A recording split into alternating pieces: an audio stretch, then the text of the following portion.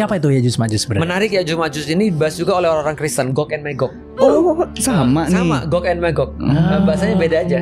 Dan Oke. menariknya ada banyak sekali isu ataupun cerita yang berkembang dengan Ya'juj dan Ma'juj ini.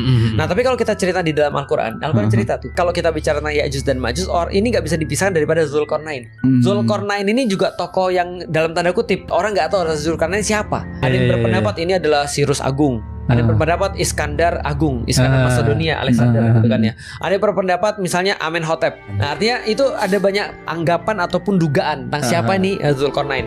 Tapi yang jelas Zulkarnain ini adalah di dalam Al-Quran dia diberikan kekuasaan Allah sangat luar biasa besar. Dia pergi ke timur, dia pergi ke barat, dia pergi ke tengah-tengahnya. Nah, ketika dia pergi ke tengah-tengahnya, dapatlah dia satu kaum yang nggak bisa diajak ngobrol atau nggak ngerti dengan bahasa. Yang jelas kaum ini ngeluh. Wahai Zulkarnain, kami minta tolong. Sesungguhnya Ya'juj dan Ma'juj membuat kerusakan di bumi kami. Kamu bisa ngasih kami solusi nggak? Maka dibuatlah tembok sama Zulkarnain. Tapi kalau dikaitkan dengan hadis-hadis yang lain, kadang-kadang mungkin hadisnya tadi kan ya, nanti akan datang seperti air bah, diterangkan orang-orang yang hidungnya pesek dan wajahnya seperti perisai, gitu kan ya, dan mengenakan sendal dari bulu. Itu Ya'juj Ma'juj itu. Iya. Berarti kalau sendal dari bulu kan berarti kan tempatnya dingin. Coba lihat seluruh mitos di seluruh dunia. Orang yang ngeri itu adalah orang utara.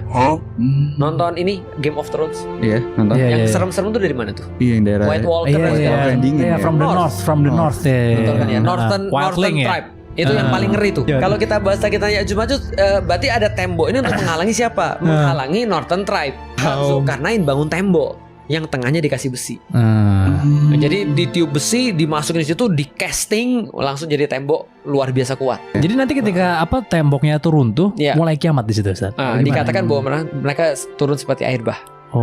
Lalu merusuh gitu. Betul. Ya. Dan itu juga ada di dalam Alkitab. Artinya ini bukan hanya berita eskatologi yang didominasi oleh orang Muslim. Semua agama wahyu punya berita kayak begini. Kemudian mereka akan merusuh dan mulai itu kiamatnya gitu Ya, ya. betul. Mulai episode kiamat. Oh iya. Nanti Ya'juj Ma'juj kan yang mimpin kan Dajjal tuh ceritanya. Maka ya terjadilah episode-episode yang sudah kita diceritakan itu.